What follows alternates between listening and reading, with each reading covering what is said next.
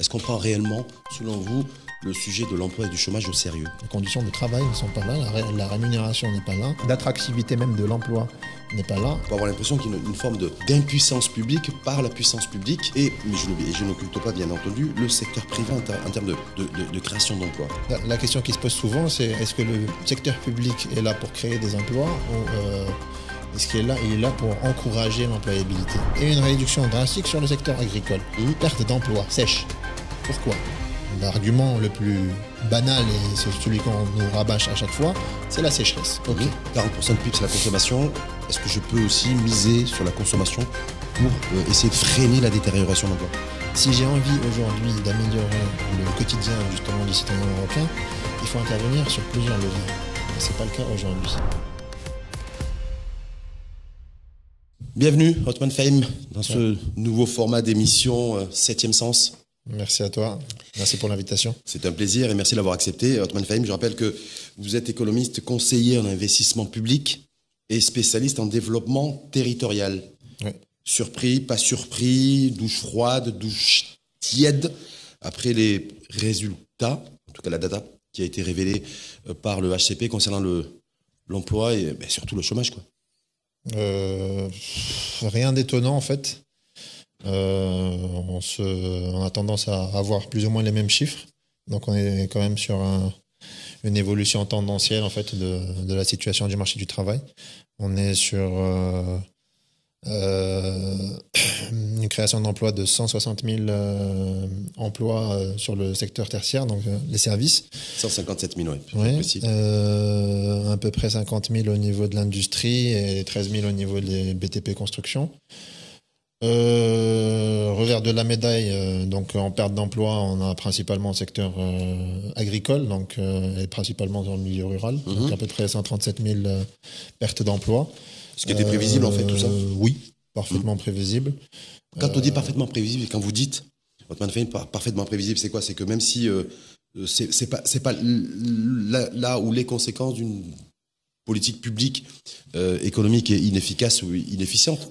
Politique publique. Est-ce qu'il y a un lien avec les choix économiques? La politique publique, moi, je pense stagnante. En fait, c'est pour ça que je vous ai dit que c'est un peu évident. On a un rythme de croissance, on a un rythme de productivité qui reste stable, on va dire, qui stagne. On a des activités qui ne sont pas forcément génératrices d'emplois. Et on a une situation sur le secteur agricole qui peine à se transformer. Et donc, du coup, forcément, ça ne favorise pas la création d'emplois. Et par ailleurs, on a une situation de chômage qui reste plus ou moins stable. Hein. On est passé de 13 à 13,3, c'est ça.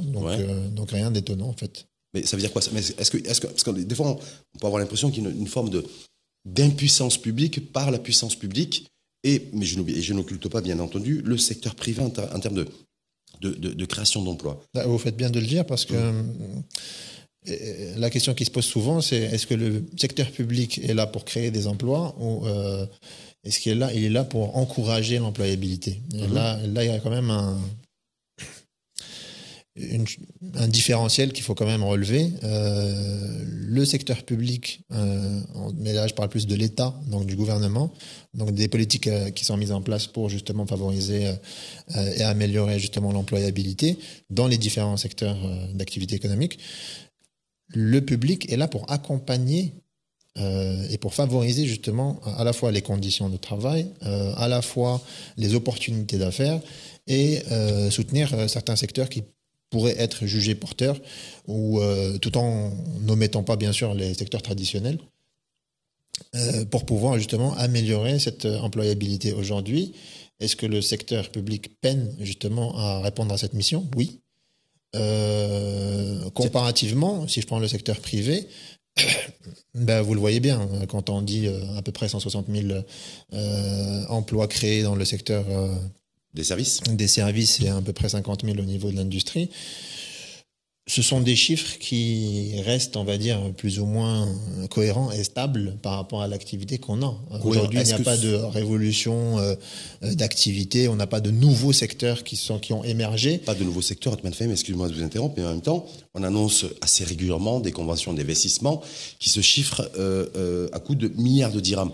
dans différents secteurs d'activité. Des conventions de... Donc les Marocains et Marocains aussi, on leur dit voilà, il y a telle unité industrielle, tel investissement qui a été consenti dans tel secteur d'activité. Quand on regarde les chiffres de près, c'est une création nette d'emplois en 2024 de 82 000. C'est un secteur industriel qui n'a créé que, j'insiste bien sur que 46 000 emplois. Je rappelle que les services, vous évoquez le secteur tertiaire, le secteur des services. Le secteur du commerce, à lui seul, a créé 51 000 emplois. C'est-à-dire que beaucoup plus que le secteur industriel. Donc, est-ce que ça veut dire qu'il y a quelque chose où est-ce que ça cloche? En fait, là où ça cloche, peut-être qu'on rabâche un petit peu les mêmes histoires, on a un marché du travail qu'il faut quand même analyser dans sa grande structure. Et il faut dire qu'aujourd'hui, on pourrait omettre la problématique du secteur informel, qui est une problématique vraiment à traiter à part, mais qui soulève forcément en fait le souci que parfois ça favorise ce manque d'employabilité, parce que le secteur informel est, si vous voulez, parfois pour une grosse partie de la population justement active, une échappatoire. Et donc forcément, on n'arrive pas à comptabiliser justement cette activité qui existe, qui crée de la richesse. Donc il y a de la production, mais qui n'est pas comptabilisée au niveau de la comptabilité nationale, par exemple. Et donc du coup, si on nommait par exemple ce gros volet, donc ce secteur-là, qu'est-ce qu'il nous reste? Il nous reste déjà un gros bloc, d'ailleurs, qui est toujours en hausse, celui de l'emploi, du sous-emploi en fait. Et donc du coup, on est à peu près sur 10%, donc à peu près un peu plus d'1 million de personnes qui travaillent en sous-emploi. Et cette situation, par ailleurs, si les pouvoirs publics ne font pas le forcing pour améliorer les conditions de travail, notamment de cette toute couche de population, forcément, soit elle va basculer a fortiori dans le secteur informel, et c'est tout à fait logique, en raison du fait que les conditions ne sont pas là, les conditions de travail ne sont pas là, la rémunération n'est pas là, l'attractivité même de l'emploi n'est pas là, et donc forcément, beaucoup vont nous dire non, ce sont des emplois qui sont dédiés à des personnes faiblement diplômées ou n'ayant pas de compétences, etc. Mais quand on analyse profondément justement ces personnes, forcément, elles ne peuvent pas constituer la majorité de cette catégorie de population. Est-ce que par rapport effectivement à ceci, Othman Fahim, c'est grosso modo donc un volant de millions de personnes qui travaillent dans l'informel, qui est en tout cas en sous-emploi. Est-ce que là, on peut y faire un lien avec ce 1,6 million de personnes qui sont sur le stock entre guillemets de chômeurs qui croît d'une année sur l'autre, et de se dire, voilà, aujourd'hui, et quand on voit le taux de chômage des jeunes diplômés, qui est aussi en constante hausse chaque année, se dire, on a une économie, en fait, qui crée à la fois peu d'emplois, et quand elle crée des emplois, c'est des emplois à faible valeur ajoutée. Et c'est ça la réalité de notre structure économique, et de notre structure également du marché des emplois. Alors, vous avez soulevé deux questions. Déjà, la première, c'est la question de l'armée de réserve, si vous voulez. Donc, les primo-diplômés, le stock qu'on a déjà disponible et cette incapacité justement du marché du travail à pouvoir engranger justement ces primo-diplômés. Et forcément, du coup, ce stock ne cesse d'augmenter, ce qui crée justement une pression sociale à terme qui va faire en sorte que les gens vont basculer soit dans l'informalité, soit dans le sous-emploi par désespoir, entre guillemets, parce qu'il faut bien que... Par obligation, faute d'alternative. Et donc, du coup, on a ce souci. Le second souci, et vous l'avez relevé, qui n'est pas tout à fait directement lié, c'est la question de est-ce que on crée de la valeur ajoutée. C'est un autre débat. Ici, c'est vraiment pas le sujet, étant donné que... Aujourd'hui, comme vous pouvez le voir d'ailleurs, on a un taux de croissance qui est assez stable. Mais souvent, on essaie de faire le lien entre le taux de croissance et le taux d'employabilité ou le taux de chômage ou l'augmentation justement du nombre d'emplois. Il n'y a pas de lien à faire. C'est pas forcément corrélé. C'est pas parce que je vais avoir un taux de chômage, enfin un taux de croissance beaucoup plus important, que forcément je vais avoir un nombre d'emplois beaucoup plus important. On a par exemple des secteurs très capitalisés, où forcément on peut avoir une plus grosse valeur ajoutée, mais pas forcément engager, a fortiori, justement, des emplois par ailleurs. Ce qui n'est pas le cas chez nous. Quand on Pour voit la plupart des secteurs. En innovation, recherche et développement, on n'est pas sur des volumes d'investissement conséquents où on dirait, puis on crée de la valeur parce qu'on investit dans l'innovation, mais en même temps, c'est peut-être pas forcément des écosystèmes et des modèles économiques qui créent beaucoup d'emplois. Vous voyez ? Quand on crée, enfin, quand on investit, par exemple, dans le secteur public, par exemple, notamment dans la commande, on a quand même des marchés qui sont assez standards. Quand on parle, par exemple, du secteur des services ou du BTP ou encore de l'industrie, on est quand même sur des commandes publiques qui sont assez structurées. On connaît plus ou moins le nombre d'emplois qui va être créé par ailleurs à travers ces investissements. Et donc, forcément, comme je le disais, c'est pas une surprise. On crée pas. Si par exemple demain je vous dis, on a un pipeline de projets d'infrastructure et d'équipements à mettre en place à l'horizon Coupe du Monde, on sait parfaitement combien il y aura justement d'emplois créés, que ça soit direct ou indirect, saisonniers ou encore à courte durée. Et donc du coup, pourquoi ? Parce qu'on connaît le besoin. Je dirais pas on est formé, mais on s'est tellement habitué à ce type justement d'infrastructure que forcément justement on connaît parfaitement le besoin en termes d'employabilité.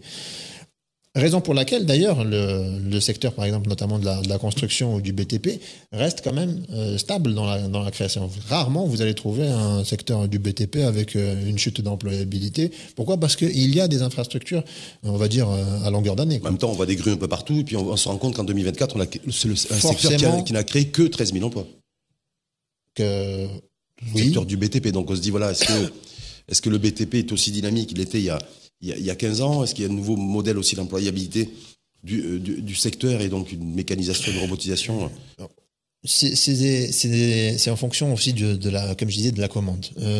Aujourd'hui, on a un secteur du BTP qui lui aussi souffre aussi de l'informalité. On va pas se mentir non plus. Une grosse partie effectivement travaille avec des contrats de longue durée. Très peu en longue durée, mais et c'est souvent aussi ce secteur est souvent lié à une saisonnalité aussi des projets d'infrastructure.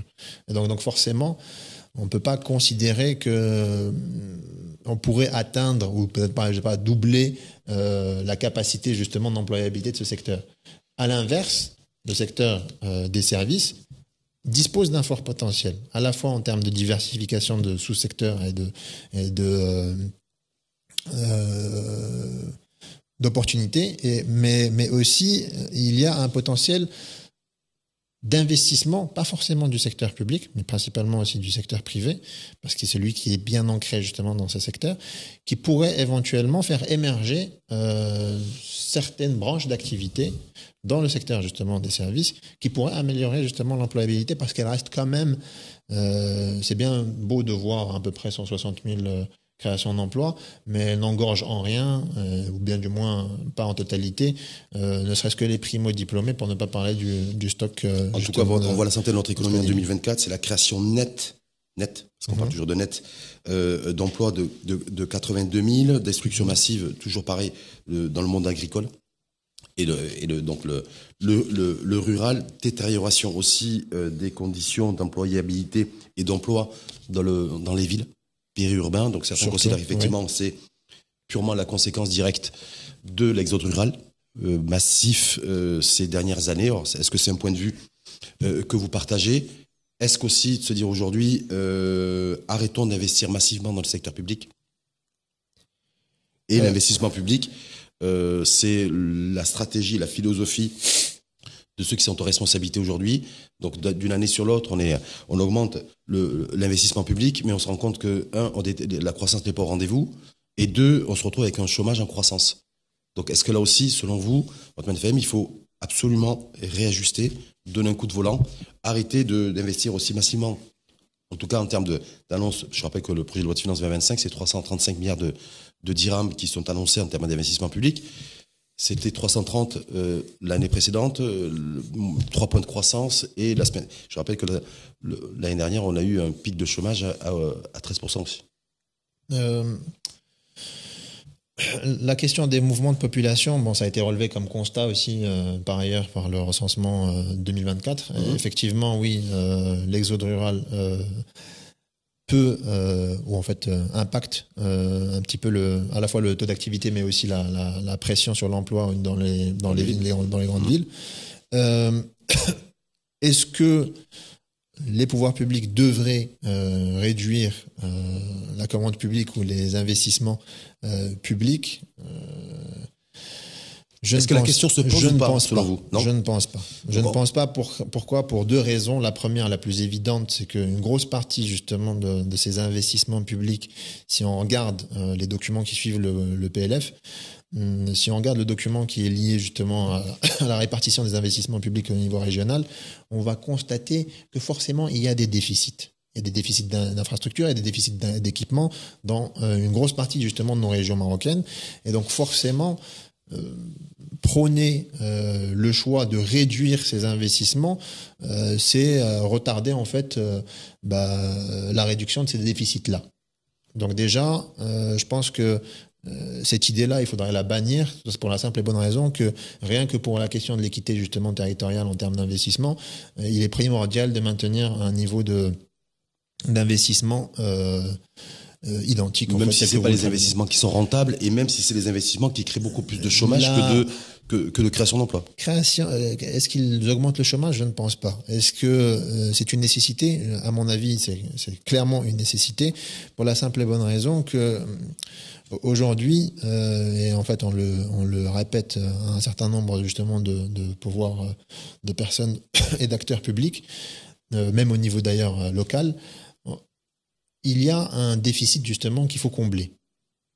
Et donc il est clairement indiscutable justement de réduire justement cette enveloppe. Maintenant, est-ce qu'il faut prioriser certaines infrastructures par rapport à d'autres? Oui. Je le veux bien, effectivement.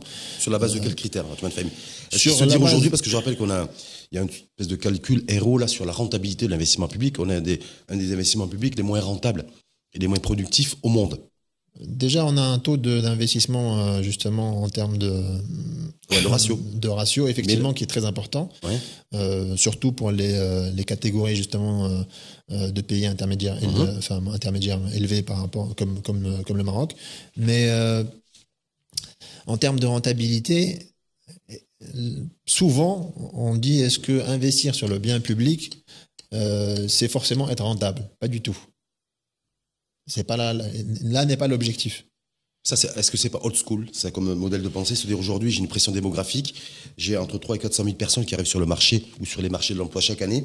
Est-ce que je dois continuer cette doctrine idéologique d'un point de vue économique, se dire je reste sur l'investissement public qui constitue 75% de l'investissement global du pays, même si effectivement j'ai un impact relativement faible, voire médiocre sur le modèle de croissance et sur la création de richesse, et surtout que j'ai un défi où je dois créer un maximum d'emplois, ou en tout cas créer les conditions favorables pour la création d'emplois. Est-ce que aujourd'hui on doit rester sur une posture qui quelque peu, surtout on le voit avec l'arrivée de Donald Trump aux États-Unis et son retour, quelque peu dépassée? Non, on n'est pas dépassé. Vous savez, quand on met en place, par exemple, des documents de planification au niveau régional, si on rentre plus dans le détail, il y a une exigence, justement, de décrire ou de prévoir, en fait, quel est l'impact en termes d'employabilité, donc que ce soit des emplois directs ou des emplois indirects, sur tous les projets, justement, d'investissement qui sont inscrits dans ces différents documents de planification, notamment les programmes de développement régionaux. Quand on rentre dans le détail, l'une des exigences justement de ces régions, c'est de promouvoir et de favoriser justement l'employabilité au niveau de ces régions elles-mêmes. Bien sûr, ça ne se fait pas seul, ça se fait à travers le soutien d'un certain nombre de départements ministériels, tous secteurs confondus, mais aussi c'est favorisé par un certain nombre justement d'initiatives, donc principalement le soutien par exemple des centres régionaux d'investissement, mais aussi certaines entreprises qui ont vocation dans les différentes régions. Et donc c'est là où il faut vraiment chercher. Ça marche plus, Othman Fahmy. Mais c'est ici qu'il faut chercher. Est-ce qu'il faut compter toujours sur ces structures-là, même si elles ont été revisitées et rénovées? On voit que l'emploi est devenu une urgence aujourd'hui. Donc, c'est-à-dire, est-ce qu'il ne faut pas aussi être en capacité de se réinventer et de réinventer aussi à la fois la gouvernance et à la fois l'organisation globale qui permet de créer plus de richesses et beaucoup plus d'emplois. 40% par exemple de notre PIB, c'est la question qui se pose vraiment, c'est est-ce que aujourd'hui les pouvoirs publics ont cette expertise? Est-ce qu'ils ont cette compétence? Parce que si on connaît les limites, si vous voulez, des politiques justement en termes d'employabilité. Si demain on dit aujourd'hui le secteur privé est porteur de croissance, d'emploi, d'accord. Quand on rentre dans le détail, et c'est là où justement le bas blesse, c'est que quand on parle par exemple du secteur agricole, aujourd'hui, à chaque fois, que ce soit les rapports trimestriels ou encore les rapports annuels en termes de marché du travail, sur la situation du marché du travail, à chaque fois, on tombe sur les mêmes chiffres. Une réduction drastique, justement, au milieu rural et une réduction drastique sur le secteur agricole. Perte d'emploi sèche. Pourquoi? L'argument le plus banal, et c'est celui qu'on nous rabâche à chaque fois, c'est la sécheresse. Ok, d'accord. Si on met ça de côté, on a envie de développer le secteur agricole, forcément, ça doit passer par l'industrialisation de ce secteur et donc de sa transformation. Donc là, on ne parle plus d'agriculture, on est en train de parler d'agro-business. La politique qui a été mise en place justement par le gouvernement actuel et les gouvernements passés, c'est la fameuse génération green qui a justement supplanté le PMV, donc le plan Maroc vert. Ouais. La vision dans justement cette politique publique, c'est justement de transformer ce secteur et donc améliorer les conditions, que ça soit d'investissement, que ça soit en termes d'employabilité, justement de ce secteur de l'agrobusiness. Pas plus tard qu'il y a quelques jours, le ministre justement de l'Industrie avait parlé justement du rôle que pourrait jouer donc la bourse, donc le secteur financier, sur à la fois l'accompagnement de ces types d'entreprises, pas forcément dans l'agrobusiness, mais aussi dans le secteur industriel, pour pouvoir faire émerger une catégorie d'entreprises qui pourraient se financer à travers le secteur financier, qui est une alternative, pour pouvoir développer un certain nombre de secteurs et pouvoir améliorer en termes d'expansion leur stratégie de croissance. C'est une option. Mais est-ce que les initiatives sont suffisamment importantes, nombreuses, pour pouvoir créer suffisamment d'emplois pour engranger justement cette selon vous, Othman Fahim, c'est peut-être une question un peu compliquée, comme on dit, casse-gueule, est-ce qu'on prend réellement, selon vous, le sujet de l'emploi et du chômage au sérieux? Concrètement, ou est-ce que, parce les opinions publiques peuvent avoir l'impression, en fait, que ou c'est pas pris réellement au sérieux, ou un sentiment d'impuissance, ce que je disais précédemment. Les années se suivent et se ressemblent.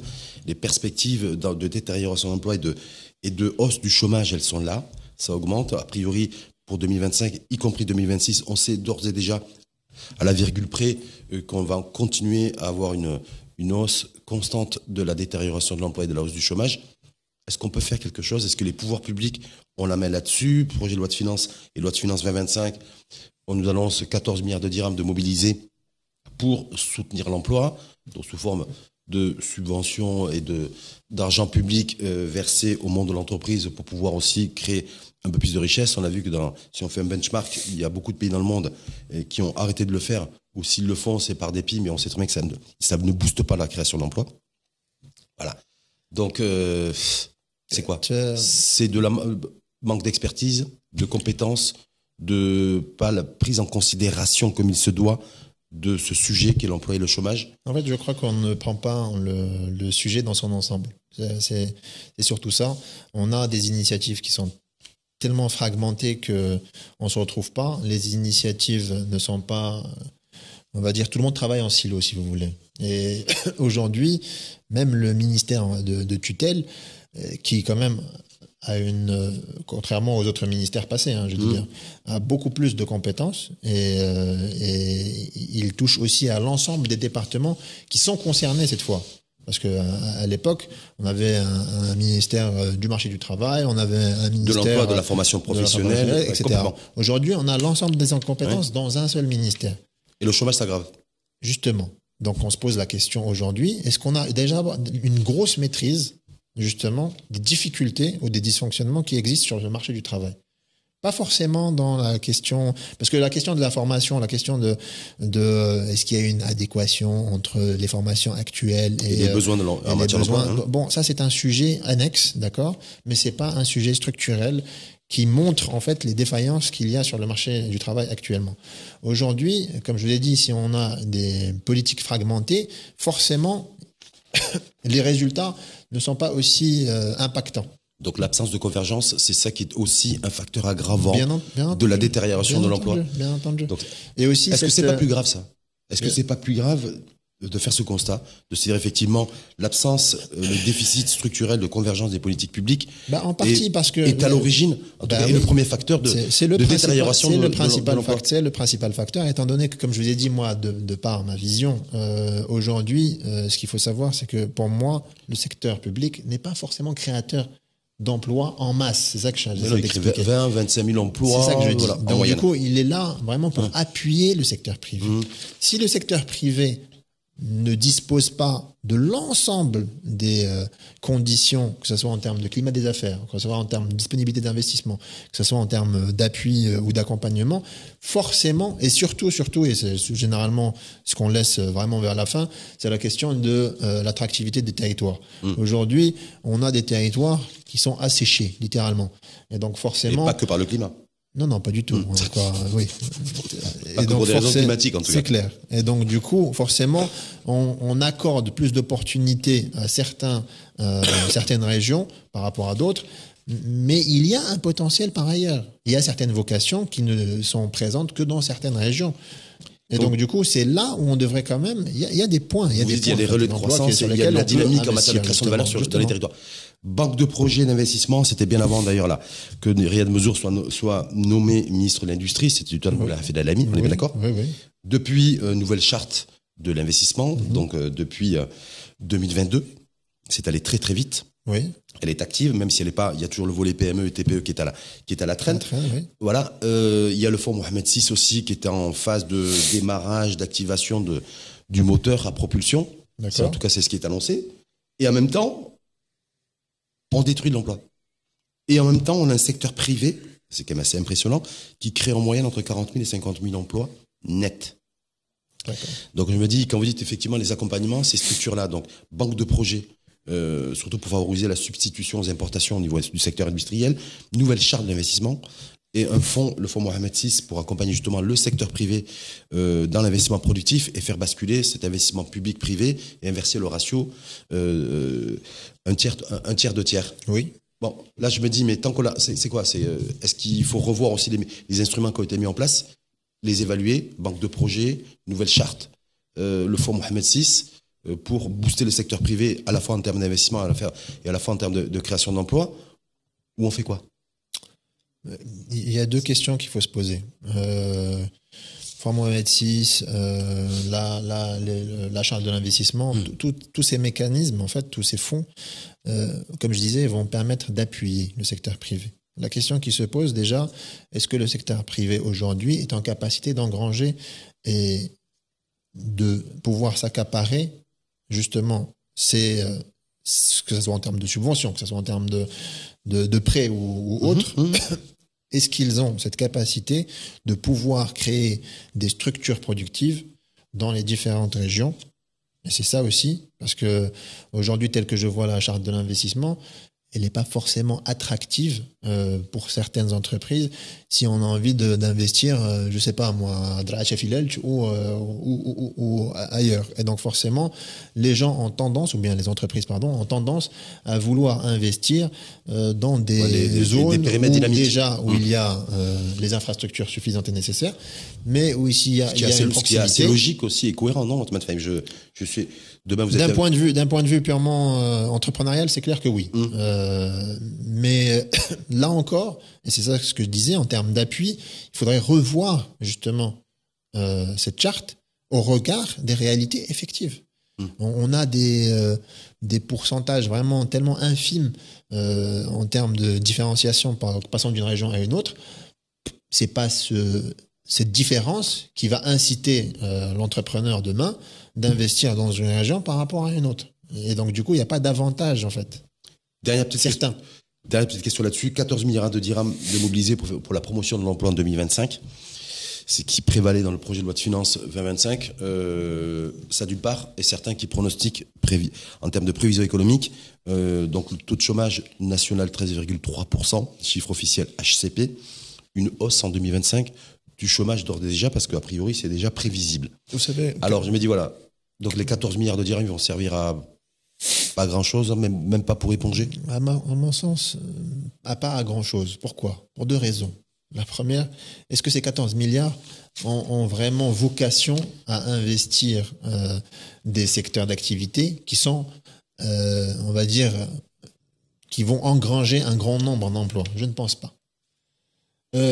Aujourd'hui, vous me dites, on a une commande publique de plus de 330 milliards. 335 milliards de dirhams. Vous me comparez ce chiffre par rapport à 14 milliards. Vraiment, parfois, on a beau accorder autant de budget, autant d'enveloppes budgétaires pour pouvoir soutenir l'employabilité. Généralement, on peut créer éventuellement de l'employabilité, mais généralement, elle va être de courte durée. Donc forcément, ça va entraîner forcément des pertes d'emplois futures. Pourquoi? Parce qu'on va créer des projets qui vont engranger un maximum d'emplois, certes, mais ce ne sont pas des emplois stables. Et donc forcément... C'est ce qui avait été fait avec Aourash 1, Aourash 2, par exemple. C'est exactement les mêmes politiques mais ça qui permet sont... peut-être aussi d'absorber dans l'immédiat, et de stopper un peu l'hémorragie. Dans l'immédiat. Oui. Mais à terme, on va retomber dans les mêmes considérations et je doute forcément que ces 14 milliards puissent engranger autant de personnes. C'est ça que je dis, surtout. Dernière petite question là-dessus, Othman Fahim, parce qu'il y a Donald Trump retour à la Maison-Blanche, tout le monde en parle avec la décrémania de Donald Trump. Il a d'ores et déjà annoncé qu'il voudrait retirer la pression fiscale sur les revenus, donc l'IGR chez nous, qui a baissé d'ailleurs, pour redonner du pouvoir d'achat, relancer la consommation et faire tourner l'économie. Chez nous, la consommation, c'est à peu près 40% du PIB. C'est ça? Oui. Est-ce qu'il serait souhaitable, selon vous ou pas, Othman Fahim, que nos responsables, en tout cas ceux qui ont les leviers, soient en capacité aussi de dire, voilà, on est aussi rentré dans une nouvelle ère, et puis il faut des coups de pression forts, des effets de levier aussi qui peuvent être immédiats aussi pour faire respirer un petit peu les Marocaines et les Marocains. Il y a la cherté de la vie qui est là aussi. Voilà, 40% du PIB c'est la consommation. Est-ce que je peux aussi miser sur la consommation pour essayer de freiner la détérioration de l'emploi? La consommation est un déterminant, mais c'est vraiment pas le sujet. Vous avez parlé justement de l'IR. Oui, effectivement, c'est certes de 1%, mais ça va peut-être forcément améliorer le revenu d'une très petite parcelle. Mais ce qu'il faut savoir, c'est que si j'ai envie aujourd'hui d'améliorer le quotidien justement du citoyen marocain, il faut intervenir sur plusieurs leviers. Et c'est pas le cas aujourd'hui. Si vous parlez de l'IR, cette faible augmentation, cette diminution justement de l'IR ne va pas impacter lourdement nos revenus de manière générale. Pour le panier de consommation, si on regarde l'IPC, effectivement, il est en hausse. Mais proportionnellement, si on regarde justement l'augmentation de la masse salariale, que ce soit en termes de volume ou même en valeur, vous allez constater que c'est disproportionné. Et donc forcément, la cherté de la vie est évidente. Le panier moyen de consommation sur les 11 paniers justement de consommation tels qu'ils sont identifiés par le HCP, forcément, vous allez constater que les 3 grosses catégories justement sont toujours en hausse. Et là, il s'agit principalement de l'alimentation, du joaillier et de l'habillement. Donc ces 3 catégories-là sont toujours en hausse et forcément, si on ne réduit pas justement ces paniers ou cet IPC, forcément, on va toujours rester sur cette même logique. On pourrait éventuellement, comme au niveau du public, augmenter de 200, 300, 100 dirhams au fur et à mesure, mais forcément, on ne pourra jamais accompagner justement cette hausse ou cette cherté de la vie. Et donc, forcément, si je prends par exemple le panier de l'alimentation, le gros enjeu, c'est comment se fait-il que des produits alimentaires arrive chez le consommateur marocain et chez le ménage marocain à des prix exorbitants. La question des intermédiaires est à poser. Ou même surtout l'importation aussi de ovins et de bovins qui n'a pas de répercussion à la rigueur, l'importation, pour moi, c'est pas un enjeu. Pourquoi ? Parce que l'importation, le consommateur marocain décide de consommer des produits importés. Si le ménage marocain décide de consommer ces produits-là, forcément, c'est que non seulement il a soit la capacité, mais c'est une décision individuelle. L'équivalent au niveau national, sur le marché national, il existe. Et je parle de ce produit-là, du produit purement marocain, où il y a vraiment un enjeu à faire, que ce soit en termes d'intermédiaires, que ce soit en termes de production, et que ce soit en termes de cherté. Baisse de l'inflation, mais pas baisse des prix. Pas du tout. Est-ce que là, quand on voit les chiffres du chômage et l'augmentation de la destruction d'emplois, est-ce qu'il y a un lien qui peut être fait, une espèce de corollaire, entre se dire, voilà, on est depuis 2022 sous la pression constante de l'augmentation des prix, de la cherté de la vie, et en même temps, parallèlement à cela, on a aussi, en termes de temporalité, une destruction massive de l'emploi. Est-ce qu'il y a un lien à faire ou pas ? Qui peut être fait. On pourrait lier justement ces deux phénomènes, mais très très très brièvement en fait. Si demain je vous dis que justement votre revenu est dans l'incapacité de subvenir à vos besoins les plus élémentaires. Donc c'est vraiment les paniers comme le panier de la ménagère ou le panier de consommation comme on l'a exprimé tantôt. Vous allez considérer que forcément cet individu ou ce ménage-là va être incité soit à changer d'emploi, soit à trouver d'autres activités, pas forcément formelles, pour pouvoir soit améliorer son revenu ou carrément quitter son emploi pour un autre emploi. Généralement, le pourcentage justement des personnes qui vont améliorer leur revenu en passant d'un emploi formel à un autre emploi formel seront vraiment assez minimes. Et donc forcément, beaucoup de personnes vont forcément basculer soit dans l'auto-entrepreneuriat, ce qui n'est pas une mauvaise chose en soi, si c'est assez régulé, soit la création d'entreprises, mais vous voyez l'évolution de la création d'entreprises aujourd'hui, il n'est pas exceptionnel. Et donc forcément, ils vont être incités à basculer dans l'informalité. Pourquoi ? Parce qu'il y a plus d'opportunités, bonnes ou mauvaises, justement en termes d'augmentation de revenus. Et c'est un marché d'ailleurs, le marché de l'informatique qui est beaucoup plus agile et beaucoup plus flexible que ne l'est le marché formel. Oui, diront certains. Parce qu'il n'est pas réglementé, effectivement. Merci Othman Fahim pour cet éclairage dynamique et pour donner du sens au sens qui a été depuis la livraison de ces chiffres sans surprise de la détérioration de l'emploi et de la hausse du chômage entre puissance et impuissance publique, mais pas que, parce qu'il y a le secteur privé aussi qui doit faire du sien. Voilà, parce qu'on voit aussi que le secteur privé aujourd'hui est en capacité de créer maximum entre 40 000 et 50 000 emplois par an. C'est ça. Et entre 20 et 25 000 pour le secteur public. Merci à vous. Merci même à si vous. le bras en écharpe ne vous a pas handicapé. Pas du tout. Si je puis dire, pour ce débat septième sens. Et le bras en écharpe d'ailleurs, c'est on dit pas, c'est l'origine.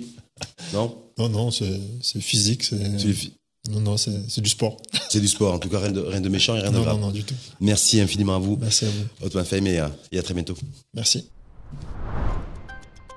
Septième sens, à suivre sur la chaîne l'ODJ TV et à réécouter sur R212, la web radio des Marocains du monde.